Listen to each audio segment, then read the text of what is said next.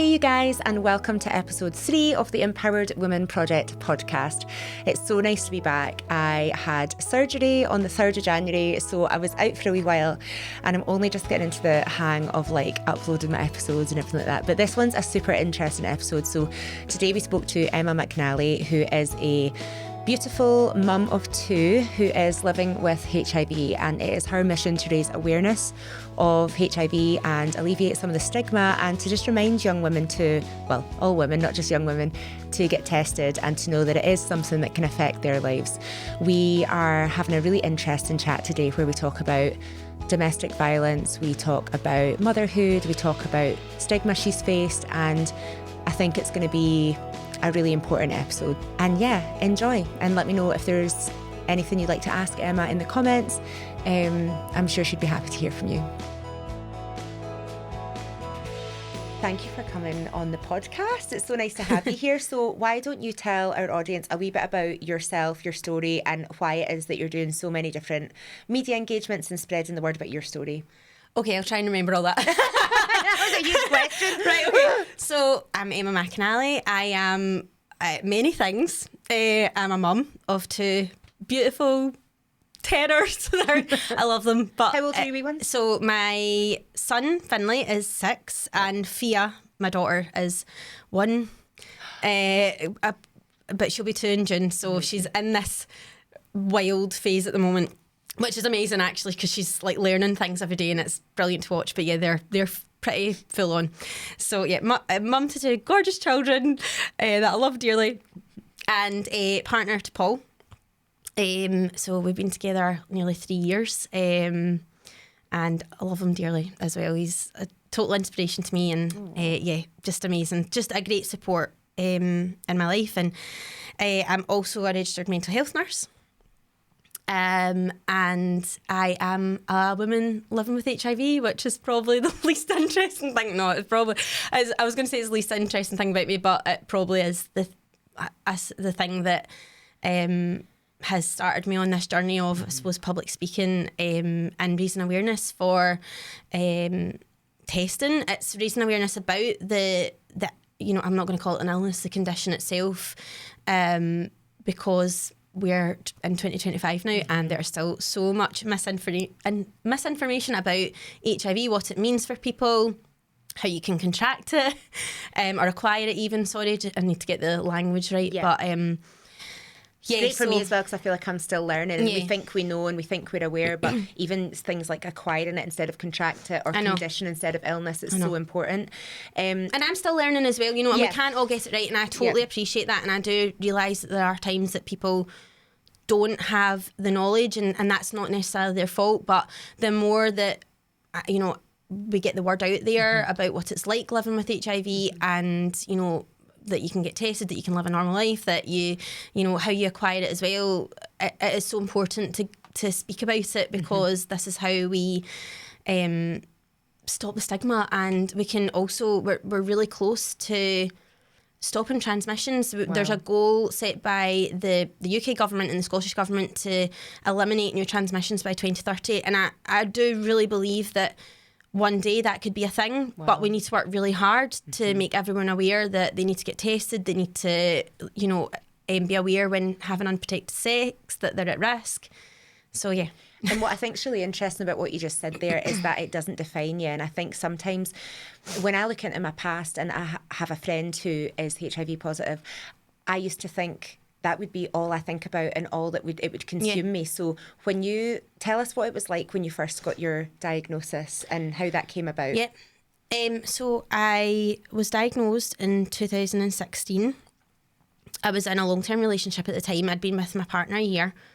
And actually when we met, he had suggested that we get tested for STIs, because we both come from relationships previously, and I also we're all human, and I feel like if you're meeting somebody new, I'm the same. I'm a big advocate. Just get yourself tested. Let's not be weird about it. I know, and it is a sensible thing to do, and I did think at the time, really sensible, great idea. And obviously the person that I had been with before, I had questions whether they were cheating, so it seemed like a sensible idea. Anyway, I went to go and get tested, and everything was fine. That it came back and I was clear, and he made up an excuse that the clinic was busy or something. So me being quite naive about it and not having the information that I do now, I said, oh, do you know what, right, I'm fine, so we don't need to use protection, that's fine.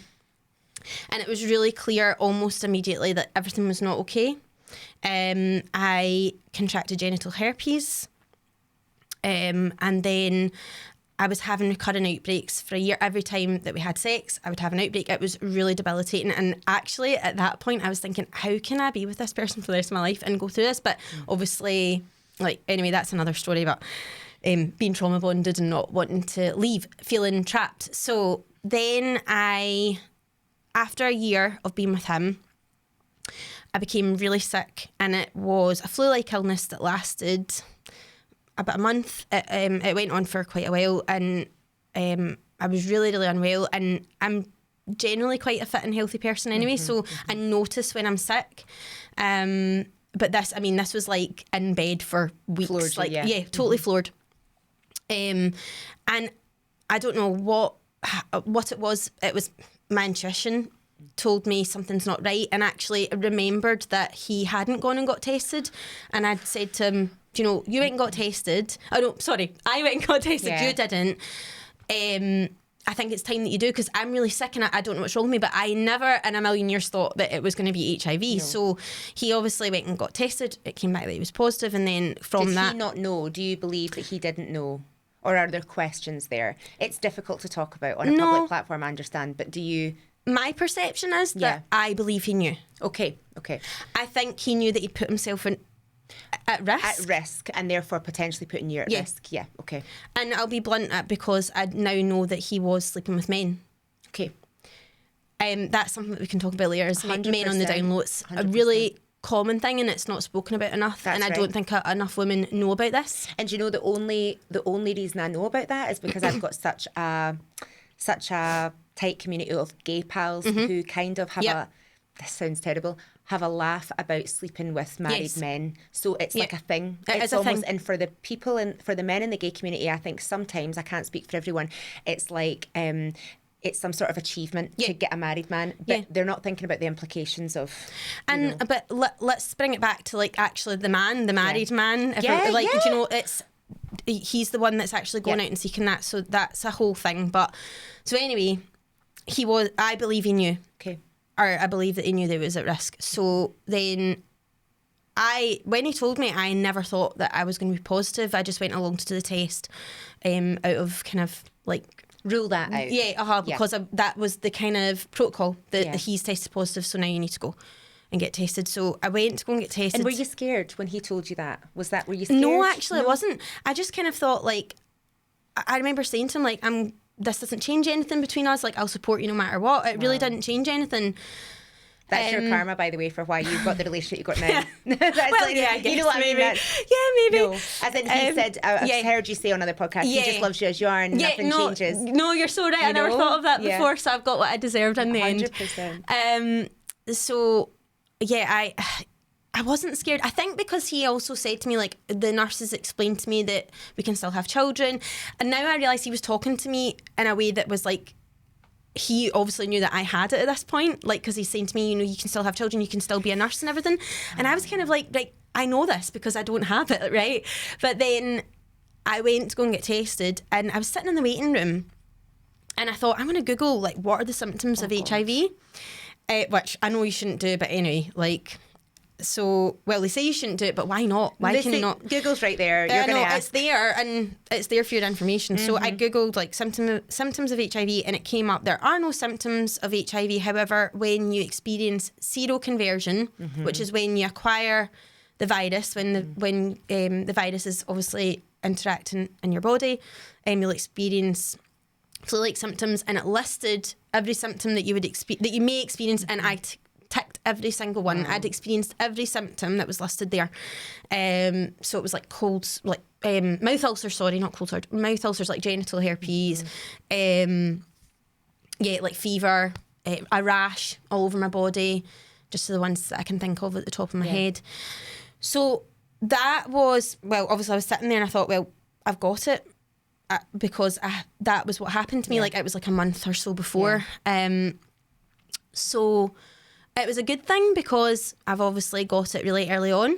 And so I was able to start medication really quickly, and my viral load's been undetectable ever since. So I was really fortunate because not everyone recognised that, and not everyone has seroconversion, by the way. Oh, interesting. Okay. Not everyone experiences that. So, it is possible for you to acquire HIV and not know that you've got it for many, many years. So that's why testing is so important. So I went and got my blood test, and in fact it's a finger prick test at first, or it was back then. That was 8 years ago. And then they did like a proper blood test to find out, or just to confirm the results. So the finger prick test obviously came back positive, and then got the blood test and went back in a couple of days' time and had it confirmed. And I think when I heard that I was positive after the finger prick test, I didn't really know what to think. I think the first thing that came to me was like, okay, it was explained to me very quickly that I was going to live a long and healthy life, and I'd be able to still do all the things that I was wanting to do. But I was so aware of the stigma. Like, that was the one thing that just stuck in my mind. Funnily that I had no knowledge of HIV, but I knew that there was a stigma. It's attached with us, to it. and it's almost like, so in that moment, it's not really yourself that you're worried about, it's everyone else. Yes. Which is just bonkers. Especially as, I don't know if you can tell, but I like to talk. So I was thinking, normally if I'm going through something that I'm struggling, if I'm struggling with my mental health or like whatever. me and you with the UTIs yesterday, Right, doing voice notes about UTIs. I had never met you before, and I was telling you about my UTI. So that's my therapy. Like, that's how I cope, is by talking. And then I was sat there like, I can't tell anyone this.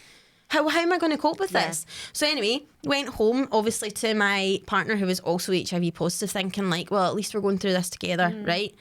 But then I walked in the door, burst out crying, and he didn't like come to console me.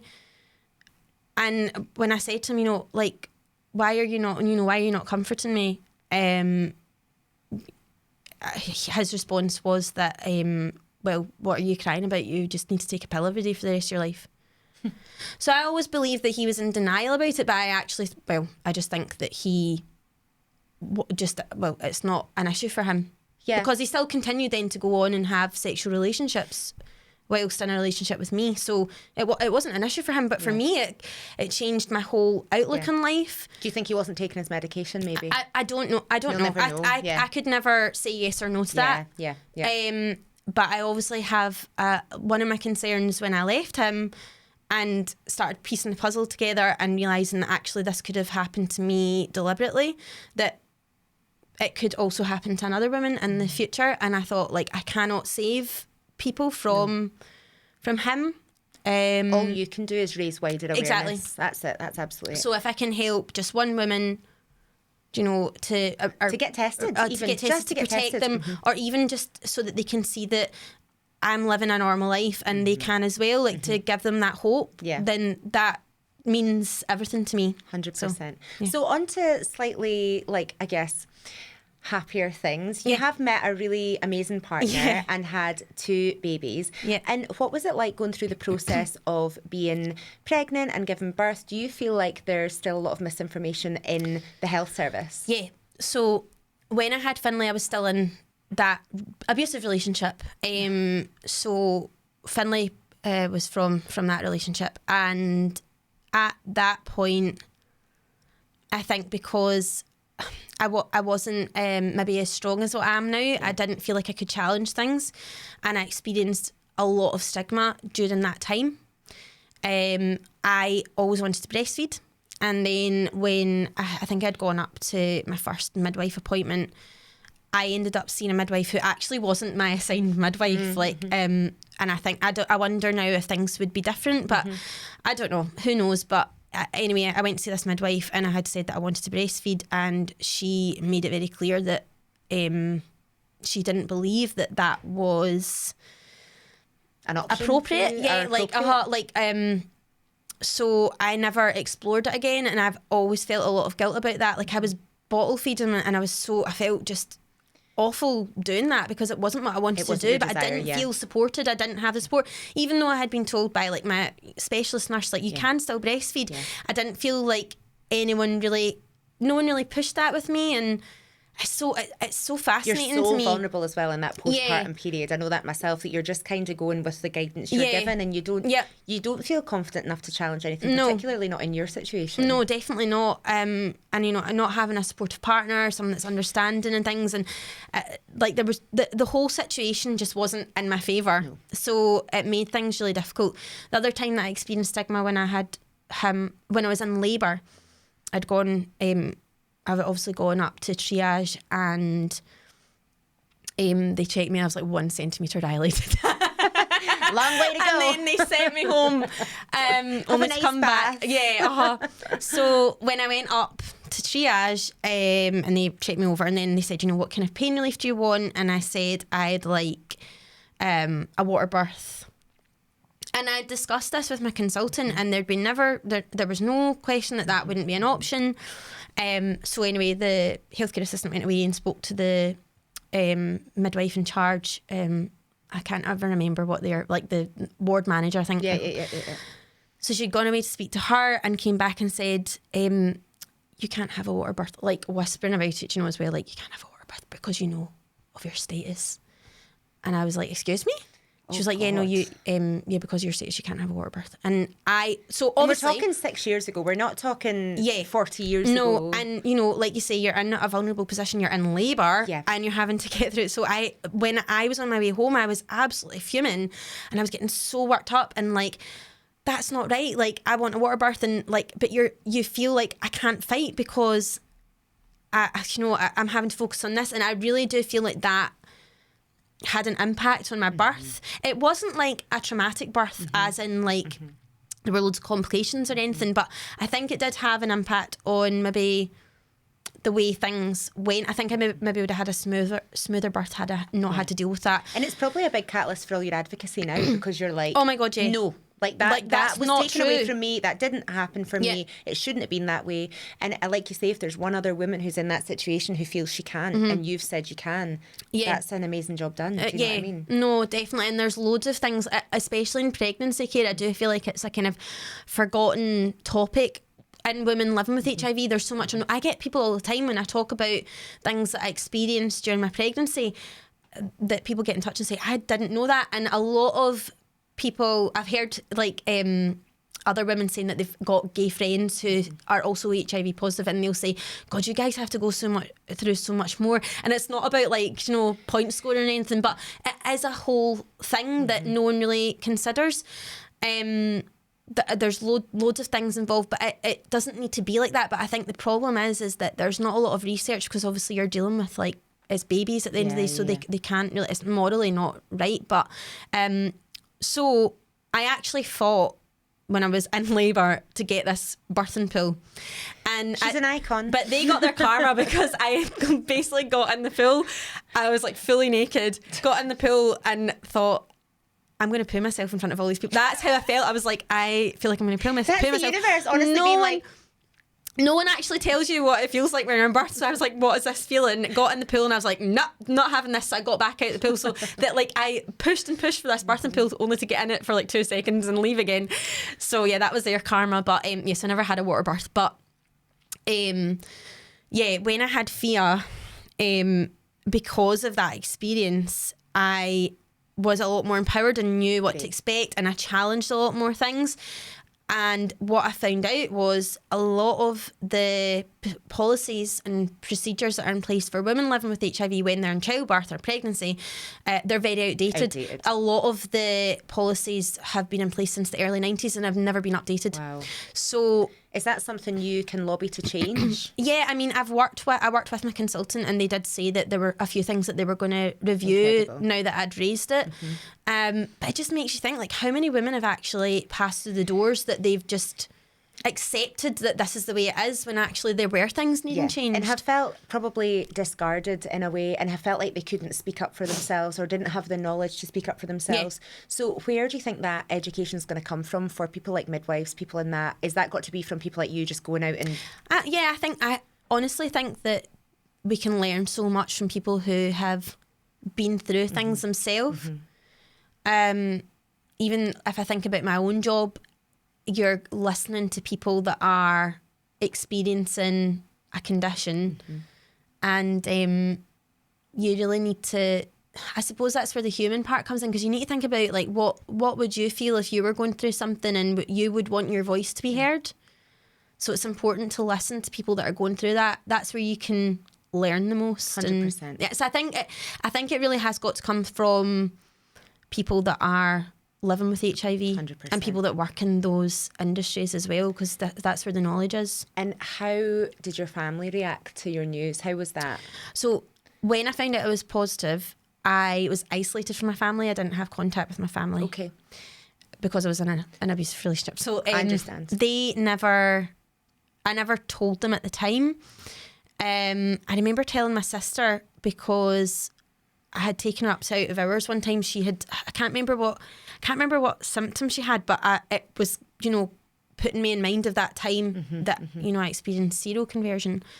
And so I thought, I'm going to tell her this, because actually she is a young girl and might not realise, and obviously doesn't know this about me. And I'm not it would be pretty unfortunate if two sisters ended up with the same condition. But when it's been so real for you again, you're just looking at her and you're going, it's just a possibility for her as well. And you're protecting, to protect her and make her aware, of the risks.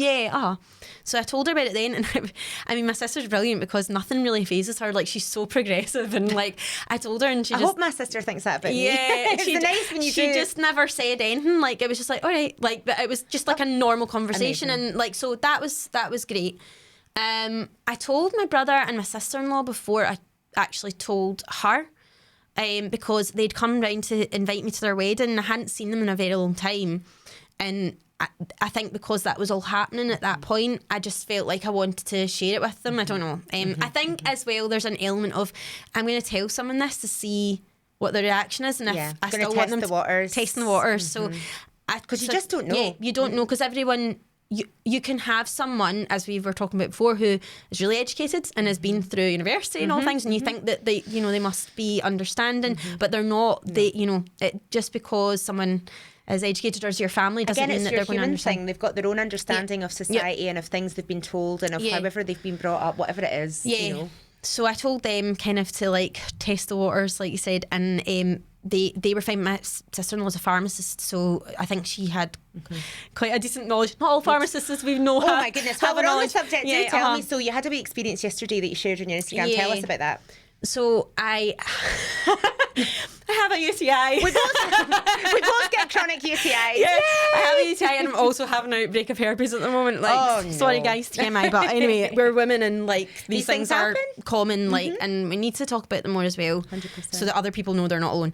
So anyway, yesterday I'd gone to the pharmacy to get some antibiotics, and went and had a consultation, and she was asking me loads of questions. Obviously, I told her I had blood in my urine, and then she asked me, are you on any medication? Yeah, I'm HIV positive, and I take antiretrovirals.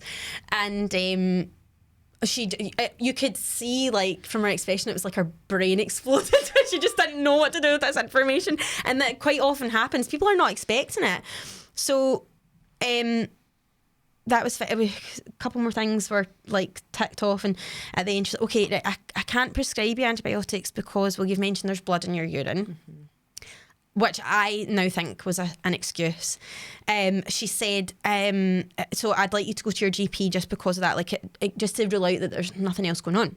And then she said, and just as well, you'd mentioned that you're obviously HIV positive, so that means that your immune system is weaker. And she didn't get to finish the word, and I was like, no, I'm going to stop you right there. I said, no, I'm normal, like, because in that moment you're like, don't tell me you want to react, but you can't like get you're not expecting it. Like, I went through a period in my life where I was like constantly like on edge, waiting for it to come up. And like, how am I going to respond? How am I going to react? And it gave me so much anxiety. So I'm now in a place where I'm like, okay, I can relax a little bit, and then something comes up, and it's always unexpected, and I don't have anything prepared. So I was like, no, I'm normal. I take medication. My viral load is undetectable. I've been living with HIV for 8 years. I'm just as normal and healthy as anyone else. That does not impact my immune system. My immune system's not weakened because of this. And she kind of went to then carry on with what she was the point she's trying to make, and I was like, no, like there is no point to make. No. My immune system is not weakened because of this. If anything, my immune system is weakened because I've been like quite stressed. I've been quite busy at work and things like that. I've had a lot on, and my personal life as well. So if anything, my immune system's weak because of that. And also, I had been talking to her about the fact that I had like a week ago had like a sinus infection, so it's probably a knock-on effect from all that. It's like she's heard a word and then just fixated everything on that. So everything is then associated with that. So I don't believe that she thought, oh, there's blood in your urine, I need to get you to see a GP. I think she could have prescribed me antibiotics, but she heard HIV and thought, oh my God.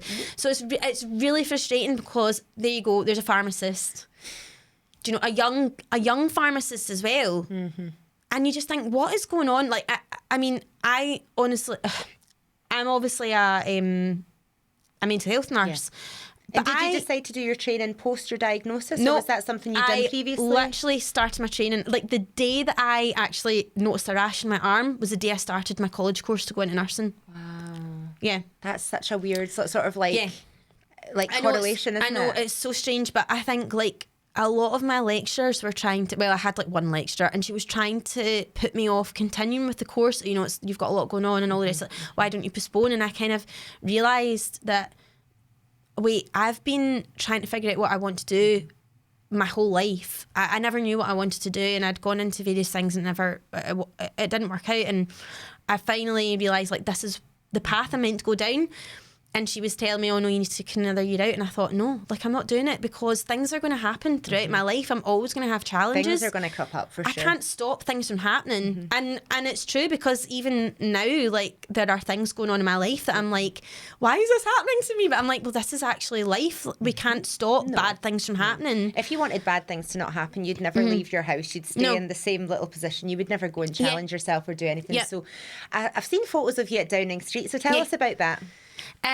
So I got invited to Downing Street, which was totally unexpected. I know, I couldn't believe it. Like, it was like not expecting it at all, and it was like surreal. Was it for a speaking engagement? So it was for World AIDS Day. Yeah. So obviously we have Labour in power for the UK government, and since the Tories were in power, there was never a World AIDS Day event at Downing Street. The last World AIDS Day event at Downing Street was when Labour were in power in 2007. Yep.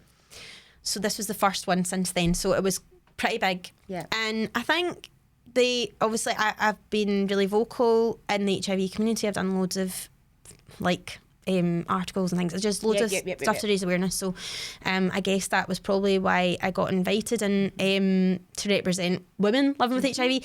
And it was quite funny because I had a lot going on that week. On the Thursday I'd been invited to Downing Street. On the Friday night, I was to go to Dundee to do the Reclaim the Night, the gender-based violence walk. And I was going to speak at that. And actually, this is something that I've not talked about. But on the Friday morning, so I was on the train back from London, I had a first-year tribunal because we've been facing like eviction from our through no fault of our own. So we've been facing homelessness. So I know, like the polarities are insane. So. Anyway, I'll not talk about that right now. But I bet you think that what you've been through, right, and sometimes I think this as well, we've all been on our own journeys, is I bet you just think, I can tackle anything. Yeah, I do. In a way, I do. And I think that, I hate saying everything happens for a reason, but I do feel like everything that happens in our life is to test us in some ways, as everything is for learning. So I know it's mad. It's madness. But anyway, I'll go back. I keep going on a tangent. Don't worry, we love tangents. But just to like explain to you how chaotic my life was that week, and I was just like, I'm going to Downing Street. What? Like, so I was on the train to go into Downing Street, and you know there was loads of other people going to be there from the HIV community. So it wasn't just me. There was loads of people going to be there, and I got a phone call from one of the girls at 10 Seconds Trust, and she was like, talked to me a bit, and then was like, so basically Keir Starmer like wants to meet with you and talk to you. And I'm sitting in a packed train, and I'd already said to her, like, listen, I I'm on the train, I might have bad signal, so I might cut off. So she's like, fine, I'll call you back. So I'm sat on the train, and then she said that, but it was going in and out, and I was like, I need to repeat this back to her, so like she knows that I've heard what she said. Yeah. And then I was like, okay, so let me get this straight. And I was trying to think, how am I going to word this sitting on this busy train that you want me to speak to the Prime Minister? Like, I'm going to meet the Prime Minister and speak to him. And and at that point she cut off, and I thought, oh, thank God, because I was like, I don't know how I'm going to like say this with all these people listening. So I ran to the wee, you know, the bit where like the toilets and everything are, and phoned back. The vestibule, yes. I'm so glad you said that, because I was going to say it and I thought, I don't know it's called like that. It's a vestibule, yeah. It's a vestibule. So I ran out to the vestibule, and like she phoned me back, and she was like, so if you also want to take some time, like that's it. And I was like, no, I'll do it. Like, so that was just incredible, because I was just amazing. So to be able to share my story, and obviously it was just a very brief interaction, but really important that they know that anyone can be affected, and the importance of us trying to get to like no new transmissions, and the importance of testing, and obviously that event, the purpose of that was to try and push for testing kits. And so in A&E in England, they trialled in some hospitals and some A&E settings that like an opt-out HIV testing scheme, and it worked. They managed to find loads of people that were living with HIV and obviously get them medication things. So it's been really successful. So but I think the funding for that was coming to an end. So the purpose, well, it was a World AIDS Day event, but they really wanted to try and raise awareness so that they could get more funding. Reignite that, and that happened. I think they managed to get 27 million, but that is only for A&Es, I think, in England and Wales. But there is talk of them bringing that up to Scotland, which is amazing. Yeah. So that obviously it works, and it's been so successful. It would be great to have it here as well. And I think, like, just to close out, I would ask you, what would you say to the thousands of women who follow our community about them thinking that they can't be affected by something like HIV? I think that, well, if we go back to that, the pharmacist, and I was telling you about this earlier, that she was a young girl, and when I got home and thought about her, I was just thinking, you know, that was like my younger self. I did not know that this was something that would affect my life. And this girl, from her reaction, obviously lacks knowledge about HIV, and therefore she is also at risk. So I suppose that's my message, is that anyone can acquire HIV. Get tested. National HIV testing week is coming up next week, so it's really important, you know, if you make that like your yearly reminder to get tested, because regardless of whether you're in a relationship or not, and this is where this is maybe a bit of conflicting information, but you know, people who are in abusive relationships are definitely more at risk, right? So like, I know I am in a healthy relationship, and I know that I know that now, but there would have been a time where I thought I was in a healthy relationship, right? But I wasn't. I didn't know. You know, people are in abusive relationships and they don't know. I didn't know I was in one. No. So, and like you say, there's an element of, like, this is a whole other podcast for another day, but there's an element of Stockholm Syndrome, trauma bond, and all that stuff. Yeah, it's a whole other subject. But I think that if you're having unprotected sex, that's the message. If you're having unprotected sex, you need to get tested regularly. So that's what all I'm going to say. But it's so important. It's empowering as well to take control of your health, body and your body. Do you know, at one point I thought that my life was over. It's not. It's not over. Like I say, I take medication every day. You just have to look at your man and your kids to know that. Do you know what I mean? And all the good work that you're doing, to know that your life's far from over. It's only just beginning. Yeah, totally. And it took me a while to get here, but no, you can live a really meaningful life with HIV. So I just want to give hope to others maybe that are living with HIV, and they maybe don't talk about it, they're not told anything, they're scared of speaking publicly about it. It shouldn't be like this in this day and age. We shouldn't be living in fear. Yeah. Well, listen, thank you so much for coming on the podcast. It's been so nice to chat. Thank you. Thanks for having me. You're welcome.